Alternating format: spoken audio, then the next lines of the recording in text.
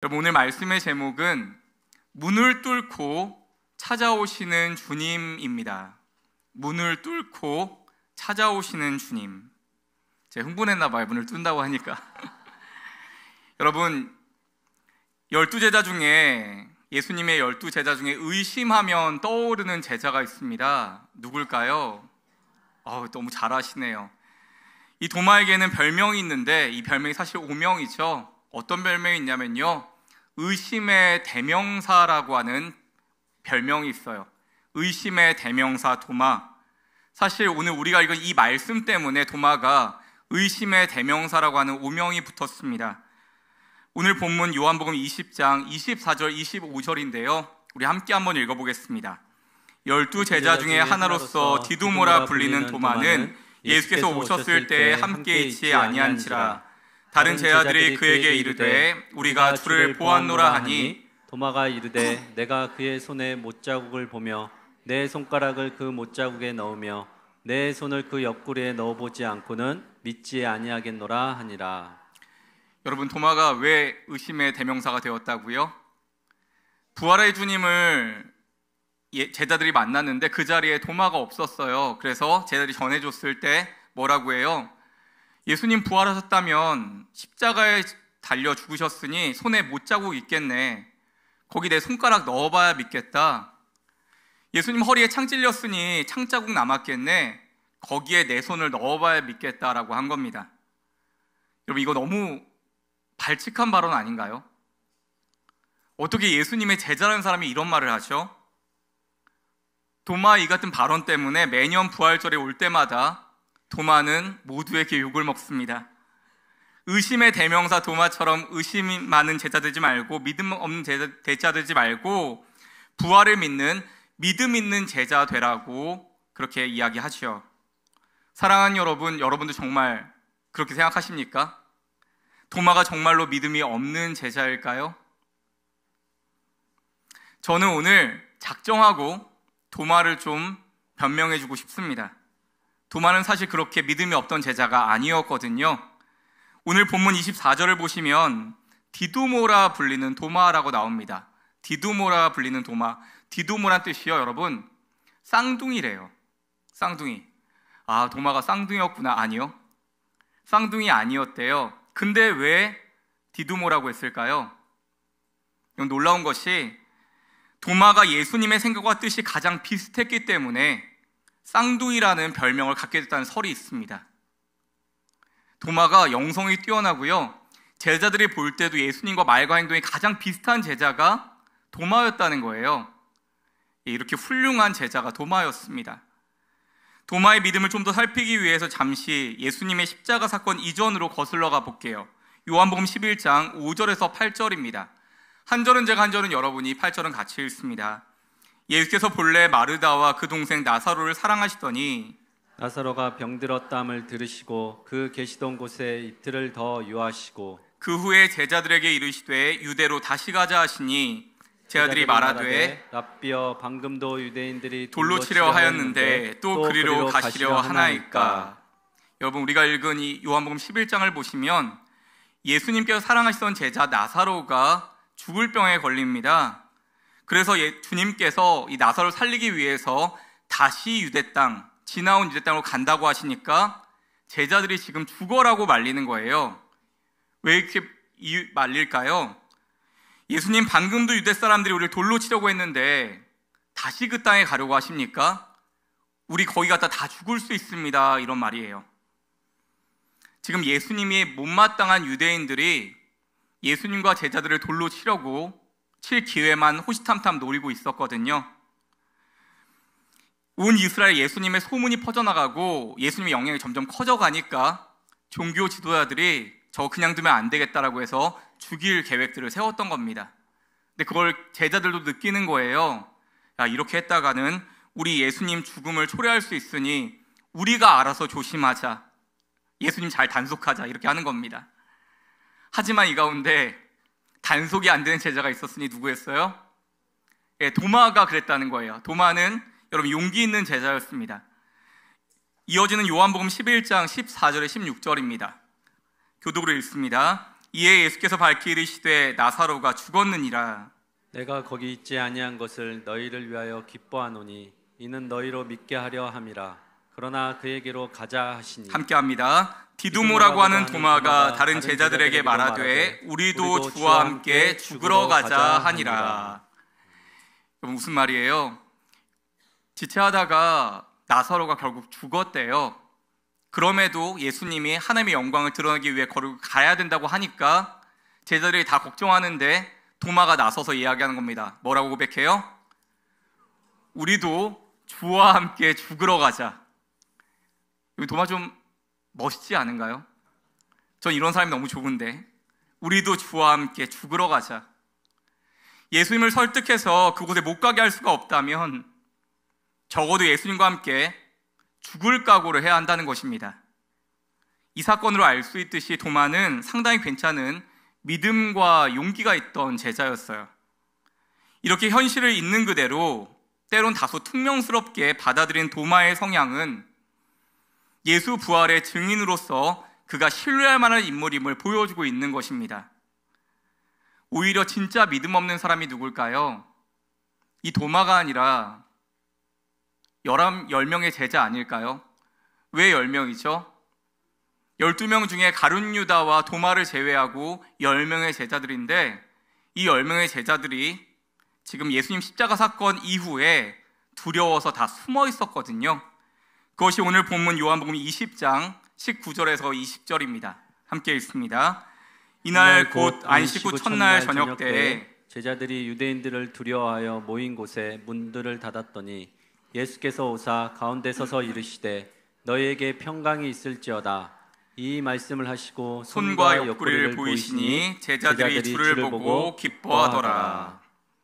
여러분, 제자들이요 예수님과 함께 마지막 저녁을 먹었던 그 다락방, 거기를 은신처 삼아서 다 숨어 있었어요.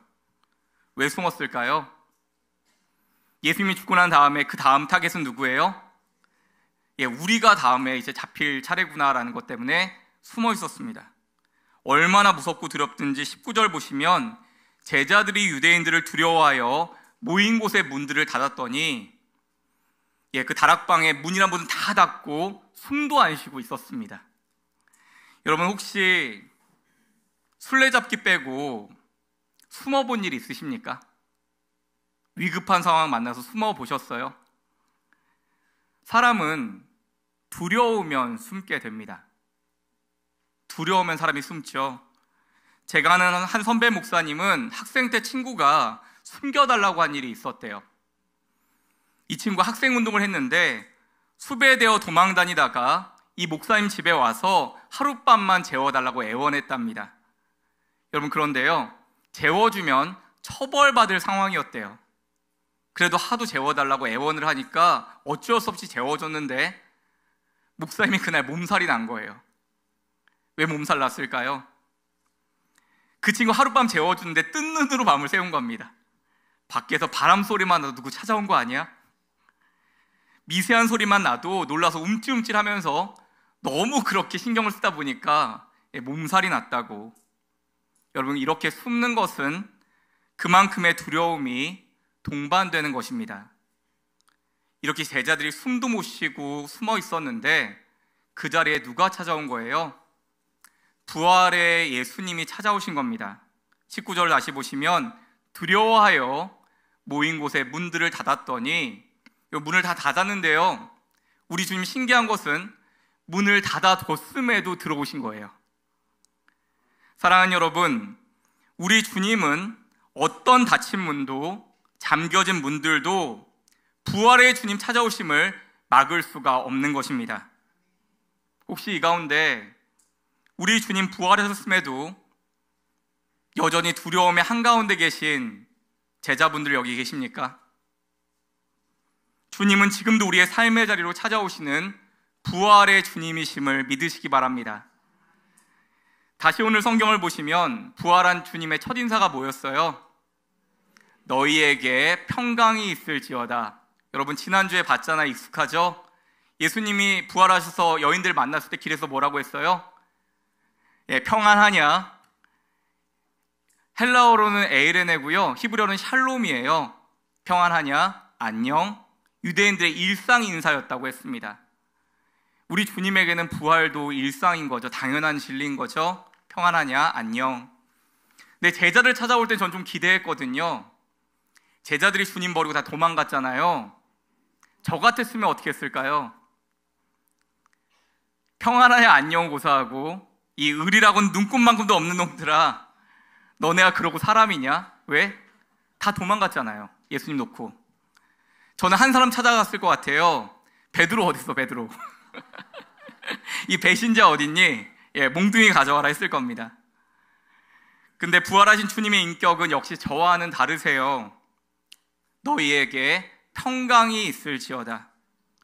잔뜩 혼이 날 줄 알았던 제자들 입장에서 너희에게 평강이 있기를 원한다라는 주님 말씀이 가장 그 마음을 안심하게 하는 인사말 아니었을까요? 그런데 그 말씀이 제자들에게만 준 말씀이 아니라 오늘 저와 여러분에게 주시는 주님의 마음인 줄 믿습니다. 너희에게 평강이 있을지어다. 혹시 지금 이 자리에 내일이 두려운 오늘을 살고 있는 분이 계시다면, 내일이 오는 게 두려운 그런 오늘을 살고 있는 분이 여기 계시다면, 평강, 부활의 주님이 그 삶의 자리에 함께 해주시는, 감당할 수 있는 힘을 주시는 은혜가 있기를 간절히 축원합니다. 제자들은 부활의 주님을 만나서 그 두려움에 떨다가 주님의 손과 옆구리를 보는 거예요. 손과 옆구리 보니까 우리 주님 맞네, 못자국 창자국 있네 보는 겁니다. 그걸 보면 제자들이 그제서야 웃고 기뻐했다고 하고 있어요. 우리 주님 살아나셨구나. 그런데 그 결정적인 자리에 누가 없었다는 거예요?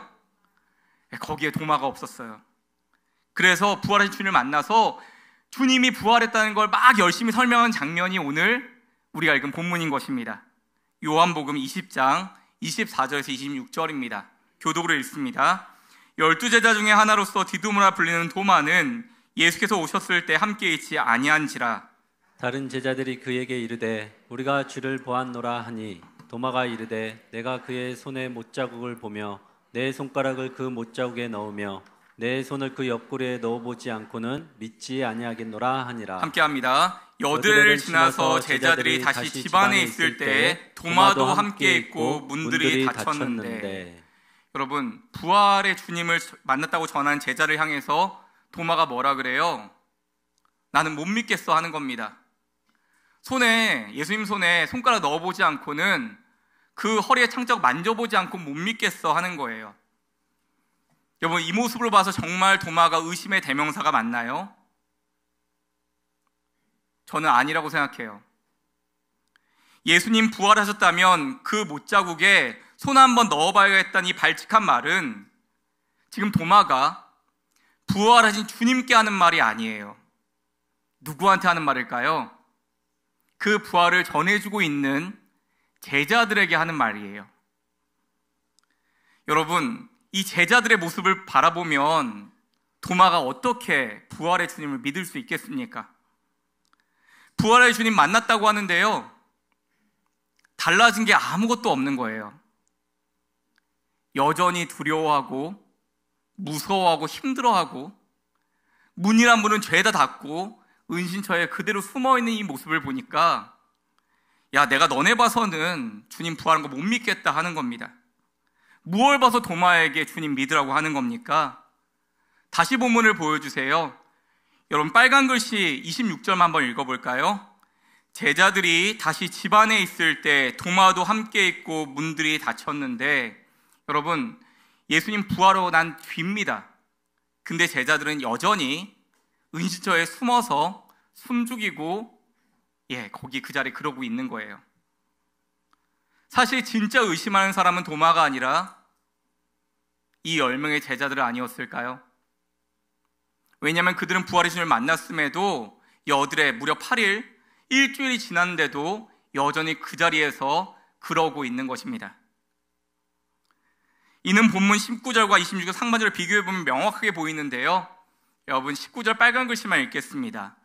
유대인들을 두려워하여 모인 곳에 문들을 닫았더니, 이건 부활이 만나기 전이거든요. 두려워서 숨어서 문을 닫았어요. 마지막 26절입니다. 빨간 글씨요. 문들이 닫혔는데 부활의 주님 만난 이후에도 변한 게 없죠. 그대로 그러고 있는 겁니다. 이게 과연 무슨 의미일까요? 여러분, 정말 제자들에게 주님의 부활이 믿음이고 확신이고 능력이 됐다면 문을 열고 나갔겠죠. 그런데 그렇지 못했던 것 같아요. 주님이 부활했다고 하는데 그게 본인들한테는 능력과 기쁨이 되지 못한 것 같습니다. 사랑하는 여러분, 지난 주일은 부활주일이었고요. 오늘은 부활 후 첫 번째 주일이에요. 이렇게 2024년 부활의 은혜를 새롭게 맞이한 우리에게 정말 부활에 대한 기쁨과 확신, 감격이 있을까요? 저는 꼭 세상이 우리한테 그러는 것처럼 느껴져요. 내가 너네를 봐선 예수 못 믿겠다. 내가 너네를 보니까 부활 못 믿겠다. 부활을 믿고 하나님 나라 믿는다면서 똑같이 세상 욕심이 가득하고 똑같이 두려워하고 똑같이 힘들어하는 것을 보니까 예수님 부활한 거 못 믿겠다 그러는 겁니다. 예수 믿는다면서 세상만 잔뜩 매여있는 우리를 보면서 예수 믿는다면서 왜 그러고 살아? 자기들과 똑같다고 생각하지 않을까요? 무엇을 봐서 예수를 믿으라고 하는 거지? 여러분, 요새는 듣기 힘든 말이 있는데요. 예전에 우리 자녀분들 계시는데 부모님 세대 때는 예수쟁이란 말이 있었어요. 칭찬 아니고요. 이거 비아냥거리는 말이었어요. 예수 믿는다고 낮잡아보는 말로 예수쟁이라고 했습니다. 근데 여러분, 이 예수쟁이라는 말에는 부정적인 면만 있지는 않았어요. 그래도 예수 믿는 사람들, 세상이 이렇게 세속적이고 흉한데 너희만큼은 예수 믿는 사람들처럼 살아달라고 하는 사람들의 외침도 거기 안에 들어있었다고 생각합니다. 그런데 여러분, 이 예수쟁이란 말 저는 근 한 20년 못 들어본 것 같아요. 여러분 들어보셨나요? 일부 예배 때 한 권사님이 전 최근에 한번 들었어요 해서 부럽습니다 했는데 예수쟁이란 말 왜 우리한테 안 해주죠 이제? 왜 안 해줄까요? 예수님을 믿는 사람이나 안 믿는 사람이나 다른 게 없어 보이거든요. 그러니까 예수쟁이라고 부를 이유가 없는 겁니다. 사랑하는 여러분, 너희만큼은 예수 믿는 사람들처럼 살아달라. 우리 다시 거룩한 예수쟁이를 회복하시기를 간절히 소망합니다. 이어지는 본문 26절과 27절 함께 읽습니다. 여드레를 지나서 제자들이 다시 집안에 있을 때 도마도 함께 있고 문들이 닫혔는데 예수께서 오사 가운데 서서 이르시되 너에게 평강이 있을지어다 하시고 도마에게 이르시되 내 손가락을 이리 내밀어 내 손을 보고 내 손을 내밀어 내 옆구리에 넣어보라. 그리하여 믿음 없는 자가 되지 말고 믿는 자가 되라. 아멘. 여러분, 8일 후에 예수님이 다시 한번 제자들과 그 자리에 있는 도마를 찾아오세요. 다행히 도마가 그 자리에 있었어요. 그러면서 예수님 뭐라고 하세요? 도마의 마음을 아시는 주님께서 도마야, 여기 못자국 있다. 손 넣어봐라 하는 겁니다. 허리에 창자국 있어. 여기도 만져봐라 하시는 거예요. 여러분, 한번 상상해 보세요. 도마가 어떻게 했을까요? 주님, 허락하셨으니까 자, 이제 손가락 들어갑니다. 자, 잘 되세요. 아프지 않게. 이렇게 넣어봤을까요? 자, 여기 들어갔으니까 이제 허리 들어갈 차례입니다 라고 허리에 손 넣었을까요? 성경을 자세히 읽어보면 도마가 손을 넣지 않습니다. 아무리 봐도 도마가 손 넣었다는 기록이 없어요.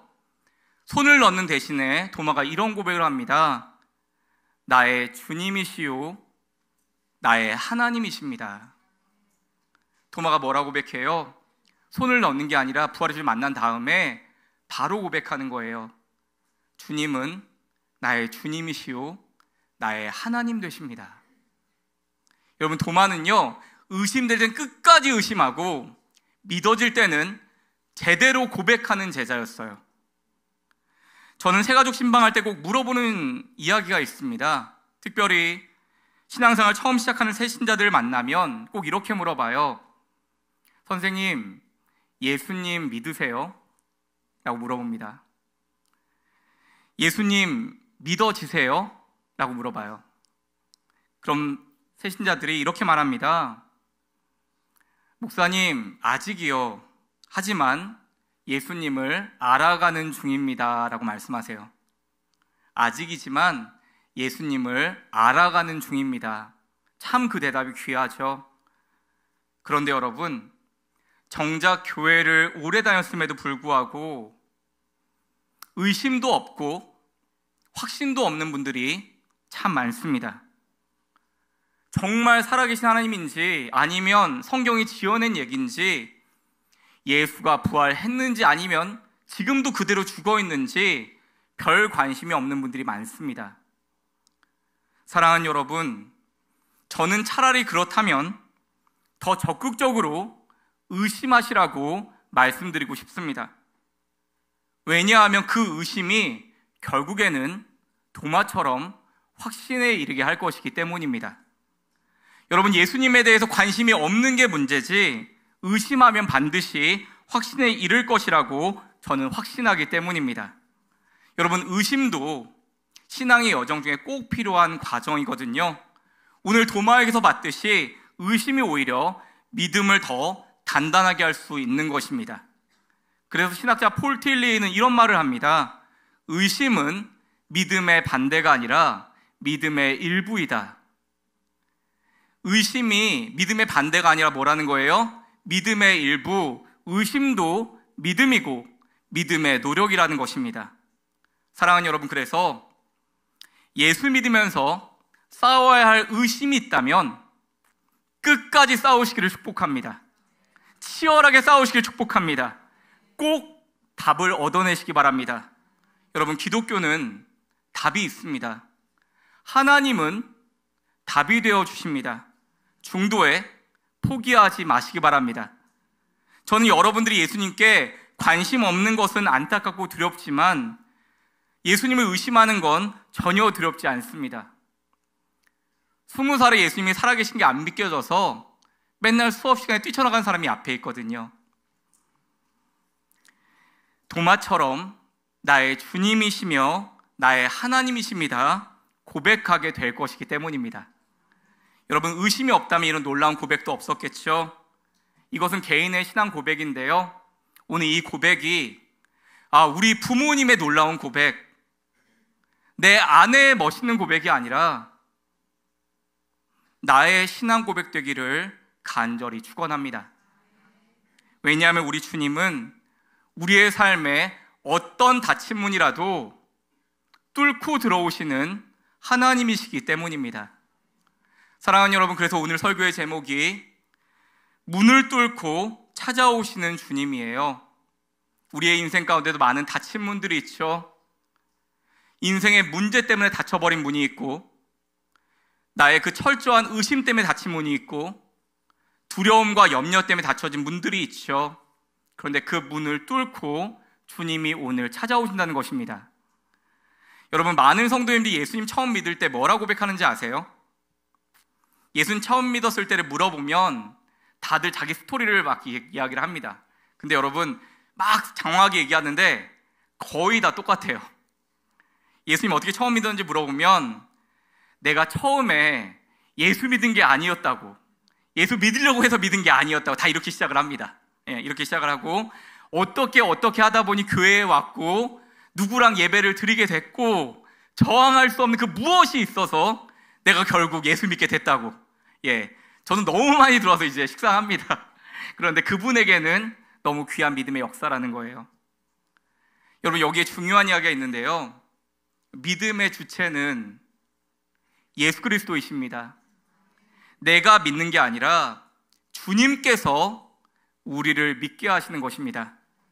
그래서 두려움으로 닫혀버린 문을 열고 제자를 찾아오시는 부활의 주님이, 철저히 의심의 문으로 장벽으로 막아놨던 도마를 찾아오신 그 부활의 주님이 우리가 그 어떤 삶의 제도 문을 닫고 있다고 해서 못 찾아오시겠습니까?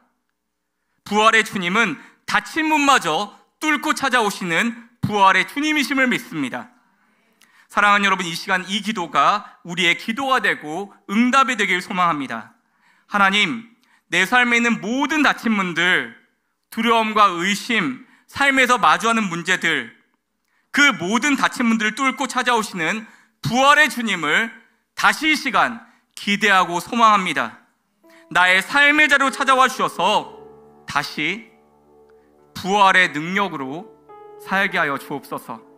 이것이 우리의 기도가 되고 응답이 되길 간절히 축원합니다. 말씀을 맺으려고 합니다. 오늘은 도마의 이야기로 말씀을 좀 맺어볼게요. 사랑하는 여러분, 도마가 이렇게 의심하다가 부활의 주님 만났잖아요. 그리고 나서 도마는 복음을 전하다가 순교를 하는데, 자, 어디에 가서 복음을 전할까요? 도마는 인도에 가서 복음을 전하다가 순교했다고 합니다. 그래서 인도에 가면 도마가 복음 전한 것을 기념하는 도마교회가 2군데 세워져 있다고 해요. 도마는 인도에서 복음을 전하다가 순교를 합니다. 그런데 어떻게 순교했는지가 중요한데요. 도마는 어떻게 순교했을까요? 우리 초등생 자녀들이 있어 좀 미안한데, 도마는 부활의 주님을 전하다가 인도 사람들이 껍질을 벗겨 죽였다고 합니다. 사람의 표피를 벗겨서 죽였다고 합니다. 그런데 여러분, 이상한 것이 있어요. 껍질을 벗기면서 죽이는데도 도마는 어떻게 부활의 주님을 전할 수 있었을까요? 여러분, 도마는 진짜 주님을 만났거든요. 부활의 주님을 만나고 나니 그 부활의 주님을 부인할 수가 없는 거예요. 그래서 부활의 주님을 전하는 겁니다. 그러면서 믿었을 거예요. 내가 지금 껍질이 벗겨져 죽지만 나도 우리 주님처럼 이렇게 부활할 것이다. 그것을 도마는 진짜로 믿었다는 겁니다. 그렇게 복음을 전하고 순교했다는 거예요. 사랑하는 여러분, 젊은 부흥사 중에 안호성 목사님 분이 있습니다. 근데 이분이 하나님을 이야기하는데, 우리 하나님은 내 안에 시퍼렇게 살아계신 하나님이라고 이야기해요. 하나님은 내 안에 시퍼렇게 살아계신 하나님이십니다. 왜 시퍼렇게 살아있다고 고백할까요? 영적으로 무기력해지는 상황과 시대 속에 하나님은 시퍼런 날처럼 내 안에 하나님의 능력과 권세로 생생하게 살아있는데 사람들이 이것을 모르고 살아간다는 거예요. 그래서 전할 수밖에 없다는 겁니다. 내 안에 하나님이 시퍼렇게 살아있다면 세상의 어떤 사람과 문제들이 두려움이 될 수 없다는 거예요. 사랑하는 여러분, 혹시 두려우십니까? 그렇다면 내 안에 시퍼렇게 살아계신, 부활하여서 시퍼렇게 살아계신 주님을 다시 붙잡으시기 바랍니다. 시퍼렇게 살아계신 주님 붙잡고 나아갈 때 주님이 두려움을 이기는 용기를 주실 것입니다. 그 길을 계속해서 걸어갈 수 있는 힘과 능력 되어 주실 것입니다.